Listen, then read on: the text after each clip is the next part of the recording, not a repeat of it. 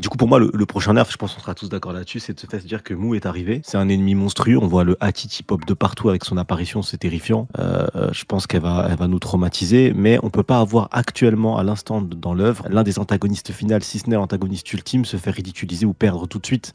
Ça va le désacraliser. Donc il faut réussir à le faire échouer sans le désacraliser. Et l'intérêt, c'est de pas faire échouer Mou, mais c'est de faire gagner Gunko. Ça veut dire gagner la vraie personnage qui s'appelait Gunko. Je pense qu'elle a un autre nom.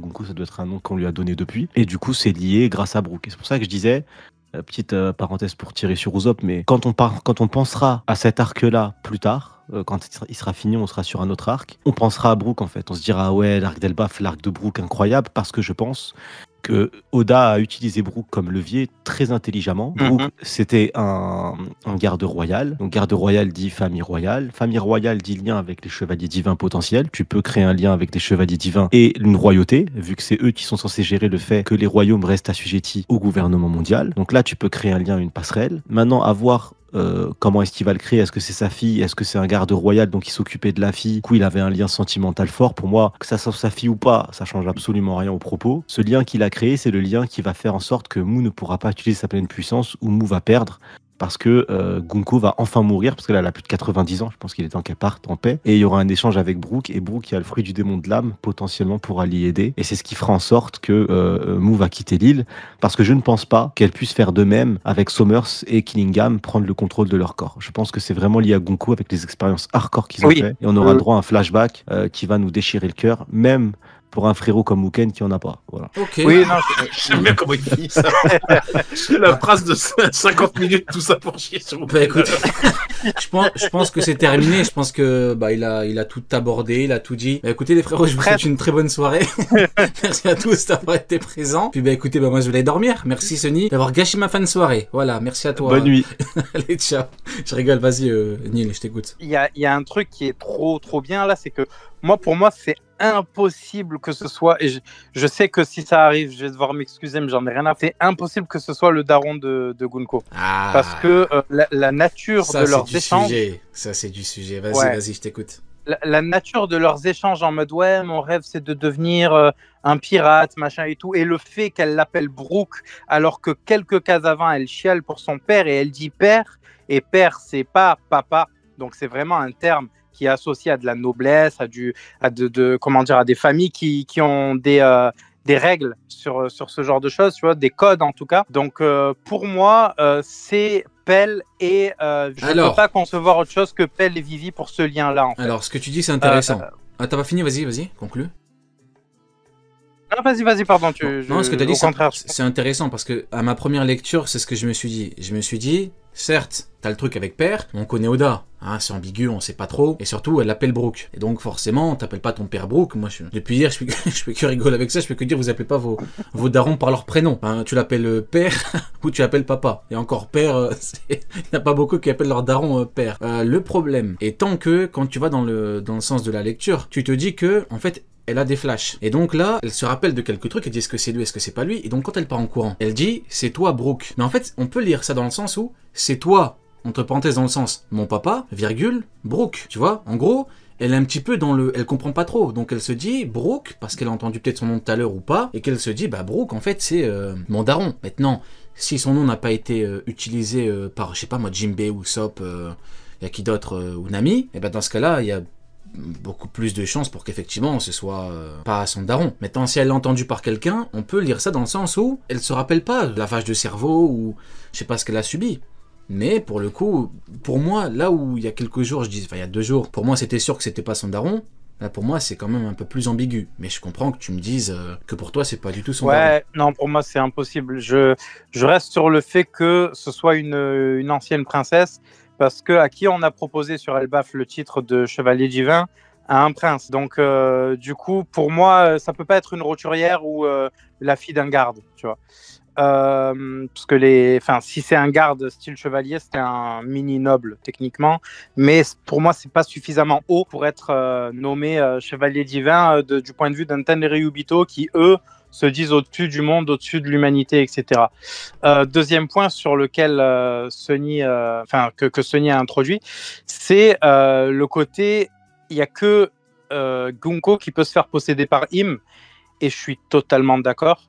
Il y a le côté, pour l'instant, on n'a pas son nom de famille. Pour moi, justement, vu son introduction, etc., et vu ce chapitre, elle n'est pas censée en avoir un du point de vue du gouvernement mondial. Il est censé avoir été effacé parce qu'elle ne vient pas de l'une des 19 grandes familles. Tu penses pas qu'il y a un truc avec ses yeux, vu qu'elle a des yeux différents, peut-être que ça appuie le truc, que c'est la seule qui de la puisse... possession, oui, Ouais, peut-être. ouais. Peut-être, oui. Et toi, Hunter, c'est quoi ton point de vue, toi, par rapport à Brooke et elle? Alors justement, déjà pour rebondir sur juste sur le truc des yeux, c'est vrai que dans l'idée, enfin, je sais pas si certains d'entre vous connaissaient la série Supernatural, mais genre tu C'est vois, quoi, du coup, c'est tu quoi vas cette avoir la série ref. de cons encore? Arrête avec tes rêves de... Je rigole, Non. je rigole. Ouais, parle-mieux de la meilleure série.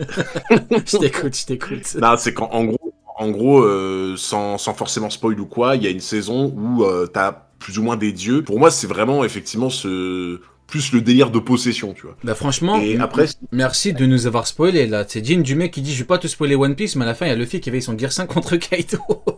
Merci, franchement merci beaucoup pour ce spoil de qualité. Vas-y, je t'en prie. arrête, Oui, j'ai même pas dit quelle saison c'était. j'ai pas spoilé. Oui, c'est certainement la saison finale, mais je t'en veux pas. Vas-y, ouais, je t'écoute. Et du coup, genre, en fait, moi, au début, à ma première lecture, j'étais vraiment parti du truc de oh putain, j'ai vraiment l'impression que c'est son père. Et en fait, en relisant vite fait, je sais pas, quand je revois la case en fait où on les voit tous les deux, et qu'il lui dit tu sais mon rêve c'est de devenir pirate, je sais pas pourquoi mais je le vois beaucoup plus comme pas forcément une première rencontre mais tu sais un truc en mode il se livre elle, il lui dit son rêve, c'est plus un truc en mode ils apprennent à se connaître, tu vois. Et il y a autre chose aussi qui m'a interpellé, c'est que sur l'image on voit qu'il a son épée. Le truc c'est que de ce qu'on m'avait dit, c'était je crois un garde royal de je sais plus quel truc ou je sais pas quoi. Sur West Blue. Ouais, c'est ça. Et en fait, j'ai l'impression que le fait qu'on l'ait dessiné avec son épée, c'est un peu en mode il était en service, tu vois. Genre, il était en train d'officier, il était dans son temps de travail. Et genre, c'est comme ça qu'il l'a rencontré. En fait, je le vois pas à sa maison avec la petite, avec son épée comme ça à la taille, tu vois. Genre. Bah pour moi, c'est tellement un faux débat de savoir si c'est sa fille ou pas. Parce que One Piece nous apprend que les liens du sang, ils ont pas forcément un lien. C'est pas ça qui fait la diff. Je pense que quoi qu'il arrive, que ça soit sa fille ou pas, ce qui est sûr, c'est qu'il y a un lien très fort entre les deux et que ce lien sera utilisé. Si elle le voit pas comme un père, bah, il l'a pas abandonné. Tu parles dans ce principe-là. Bah oui. C'est il ça, a abandonné son enfant comme le père d'Usopp. Bah bien sûr. Si vraiment, parce que je suis désolé, Après, pour moi tout le débat est là. Désolé, mais le père d'Usopp, est-ce que vraiment il a abandonné son enfant? Non, le père d'Usopp c'est une merde, mais on a déjà fait Je sais pas. Moi je sais plus. Parce que s'il a eu un HDO de ouf, il a peut-être vu. Il s'est dit, bon, est-ce que je reste pour ça? Il doit avoir le HDO de Mio, qu'il est revoyant. Il doit avoir 50 ans dans le futur. Ouais.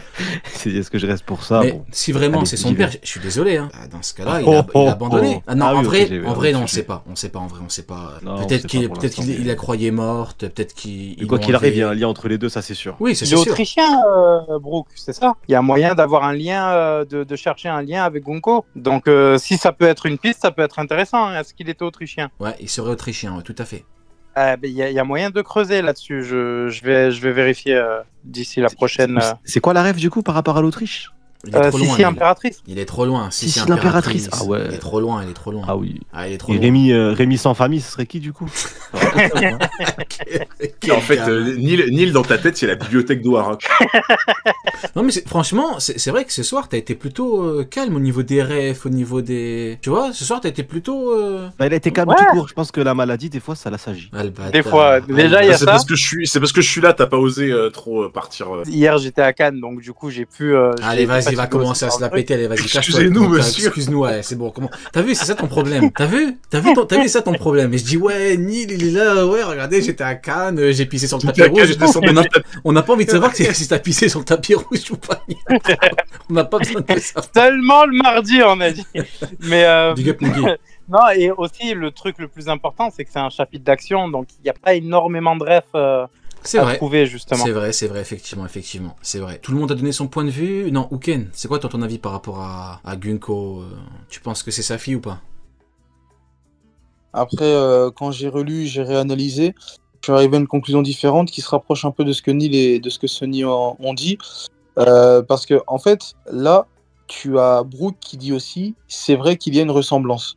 Et tu vois qu'en fait, Brooke, il n'est pas du tout dans la conversation avec Jinbei et Usopp. Lui, il dit, c'est vrai qu'il y a une ressemblance. Donc, du coup, ça peut pas être sa fille, parce que sa fille, il l'aurait reconnue depuis le début et tout. Il dit, c'est vrai qu'il y a une ressemblance avec la fille que j'ai connue à l'époque et tout, mais si ça avait été sa fille, il l'aurait reconnue, même si c'est pas censé être possible et tout. Quand tu vois que Brooke, il dit aussi dans le flashback, mon rêve c'est de devenir pirate, parce que pour moi c'est lui qui le dit encore une fois, étant donné que le yo-yo-yo c'est lui qui le dit, et que la case où mon rêve c'est de devenir pirate, c'est exactement la même chose, c'est que c'est lui qui parle. Il doit partager ça avec la fille, donc ça doit être un peu comme un Shanks avec la fille et tout. Donc c'était juste entre guillemets, entre gros guillemets, un ami. Enfin, comme l'avait dit Neil, un pelle avec Gigi. Ouais, c'est ça exactement. Donc pour moi, c'est exactement ce que c'est. Et là, en fait, quand elle dit Brooke, c'est toi Brooke, c'est là où il dit ah désolé.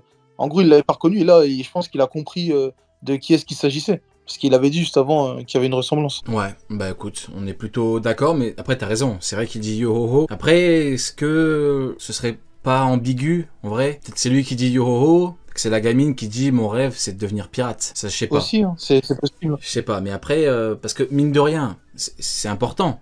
Parce que si c'est la gamine, ça veut dire qu'elle peut toujours avoir envie de devenir pirate. Et donc, on partirait sur le truc où elle aurait envie d'aider les Mugiwara. Maintenant, après, de toute façon, t'en as pas besoin, vu qu'elle est liée à Brooke. Si elle arrive à reprendre le contrôle ou quoi, elle pourrait de toute façon les aider, quoi qu'il arrive, via Brooke. Moi, je voyais vraiment Brooke dire ça, tu vois. Le yo-ho et le truc en bas, tu vois. Ouais, même moi, hein, mais bon, je me dis, on n'est jamais sûr. Hein. Ça aurait été dans l'animé, au moins là, on aurait pu être sûr, mais bon, là, pour le coup...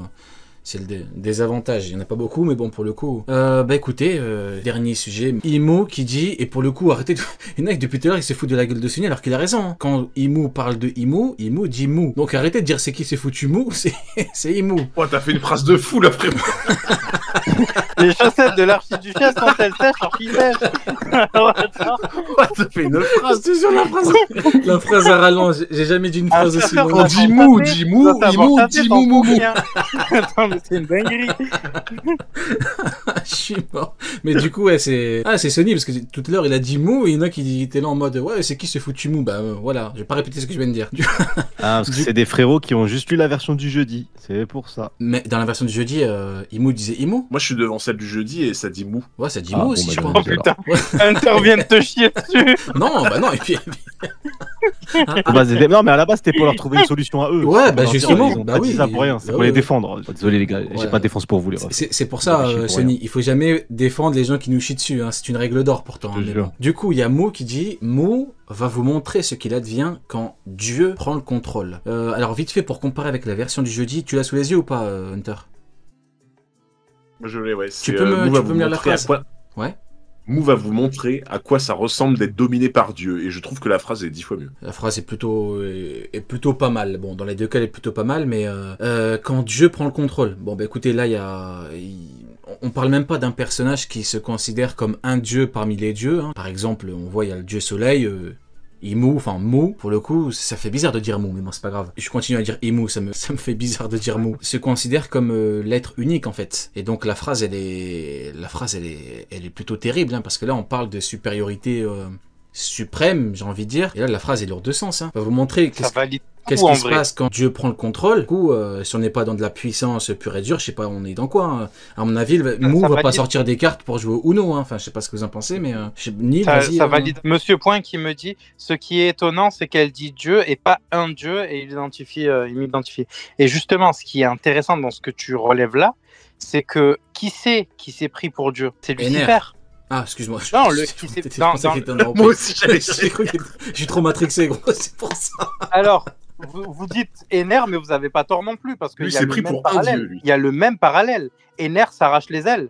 Et il y a exactement le même parallèle qu'avec Lucifer. Donc, pour moi, il y a toujours, comme je vous disais, pendant la théorie du chapeau, de paille, de Joy Boy, etc., à l'époque où on parlait pas encore de Joy Boy, où on avait juste l'île des hommes poissons, où il y avait Joy Boy qui était signé, je vous le dis encore, il y a un gros parallèle entre Im et Lucifer, et entre les Lunaria et Im directement. Et pourquoi les 20 royaumes se sont attaqués à Marie-Joase où vivaient les Lunaria? C'est justement en lien avec cette haine que Im leur voue, et probablement qu'elle est due à quelque chose qui fait que Im était, et je sais pas, un être affilé au Lunaria. Ça marche. Hunter, tu as ton point de vue par rapport à l'introduction de Mou qui dit je vais vous montrer c'est quoi quand Dieu prend le contrôle. C'est pas dosé, ça. Comme un fou. Mu ne sait pas doser, ouais. Ah, franchement, j'étais comme un fou devant la page. Genre, vraiment, j'étais comme un fou. Mais en fait, genre là, quand j'ai vu cette page, je me suis dit, mais le chapitre prochain, le prochain chapitre,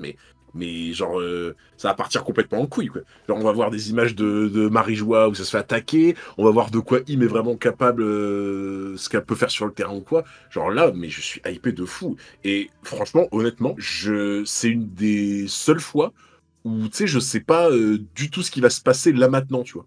Genre, je me dis, bah, pour, entre guillemets, essayer de contrer un peu Im, ne serait-ce que un peu, bah, faut forcément que le Monster Trio y revienne, sauf qu'ils sont pas là. Et là, vraiment, je suis perdu. Genre, je me dis, mais prochain chapitre, je m'attends à tout, vraiment. Ok. Et toi, du coup, Ken, ton point de vue par rapport à Mu, là, là, c'est ton game, là c'est Black Blade, c'est les problèmes pur et dur, là. Non, franchement, je suis content. Je suis content maintenant. Il va falloir que. En fait, ce qui est bien, c'est que enfin, pour une fois, comme c'est le boss, c'est le boss des boss côté gouvernement, marine, tout ça, c'est le boss des boss. Enfin, pour une fois, il y aura peut-être une victoire ou un objectif rempli de la part du camp adverse. Alors, bien évidemment, les chevaliers divins, ça n'a rien à voir avec les marines et tout. Mais même le CP0 aujourd'hui, enfin le CP9, côté gouvernement, ils n'ont pas réussi grand-chose. Donc peut-être qu'enfin, on va avoir le camp ennemi qui va arriver à ses fins et ce qui va pouvoir réellement lancer la guerre finale. Parce que la guerre finale, dans les faits, d'après Oda, elle a démarré. Mais en soi, nous, quand on regarde, elle a démarré sans réellement démarrer. Elle a démarré, Marie-Joie étant proie aux flammes. Mais nous, côté lecteur, on voit pas qu'elle a réellement démarré. Elle a démarré dans le monde de One Piece, mais pas de notre côté à nous. Et c'est peut-être cet événement-là qui va pouvoir faire en sorte que dans notre lecture, on va pouvoir réellement voir le début de cette grande guerre avec l'arrivée de Imu sur Elbaf.